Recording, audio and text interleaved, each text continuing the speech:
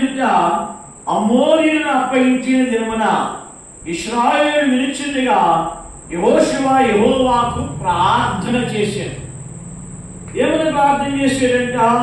సూర్యుడా నీవు గిబియోనులో నిలువుము, చంద్రుడా నీవు అయ్యాలోయలో నిలువుము.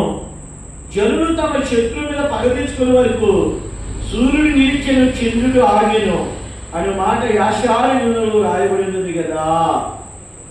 సూర్యుడు ఆకాశమందు నిలిచి ఇంచుమించు ఒకనాడేలా అస్తమింప త్వరపడలేదు. అక్కడ మొదటి యోహాను పత్రిక 3వ అధ్యాయము 20-22 వచనాలను చూస్తే మన హృదయము దేవుని ధైర్యము గలవారు మొదలప్పుడు మనం ఆయన ఆజ్ఞలను గైకొనొచ్చు, ఆయన దృష్టికి ఇష్టమని చేయుచున్నాము కనుక మనం ఏమి అడిగినను అది ఆయన వల్ల మనకు దొరుకుతుంది. ఇక్కడ యెహోషువ దేవుని ఎదుట ధైర్యం కలిగి ఉన్నాడు, దేవుని ఎదుట భక్తి కలిగి జీవిస్తున్నాడు, దేవుని హృదయాన్ని సంతోషపరుస్తున్నాడు. అందుకే యెహోషువ ఒక ఎరుకో దగ్గర మైదానంలో అతను వెళ్ళన్నాడు, నువ్వు మా పక్షం ఉన్నావా లేకపోతే మా శత్రు పక్షం ఉన్నావా అని ఒక దూతను అడిగితే ఆ దూత ఏమన్నాడు? యెహోవా పక్షం నేను ఉన్నాను అన్నాడు. అంటే అర్థమేంటి? ఎవరైతే దేవుడి పక్షం ఉంటారో వారి పక్షంగా నేను ఉంటాను అంటారు.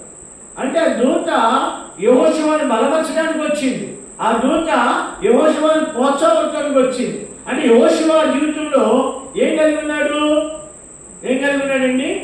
ఆయన ఆజ్ఞలను గైకొంచున్నాడు, దేవుని దృష్టికి ఇష్టమైనవి చేస్తున్నాడు. అది మనం కూడా మన క్రైస్తవ జీవితంలో మనం ఆజ్ఞలు గైకొనొచ్చు, ఆయన దృష్టికి ఇష్టమైనవి చేస్తే మనం ఏమడిగినది ఆయన వల్ల మనకు దొరుకు. అలాగే యెహోషువ అలా చేశాడు కనుక గొప్ప విజయాన్ని పొందాం. కాబట్టి ఈ రాత్రికాల సమయమందు మనము కూడా మన ఆయన ఆజ్ఞలు గైకొనొచ్చు, ఆయన దృష్టికి ఇష్టమైనవి చేస్తే మనము కూడా చేసే ప్రతి ప్రార్థన దేవుడు మనకు ఆలకిస్తాడు. అట్లా ఆలకించుడుగా ప్రభు మనకు సహాయము చేయగాక.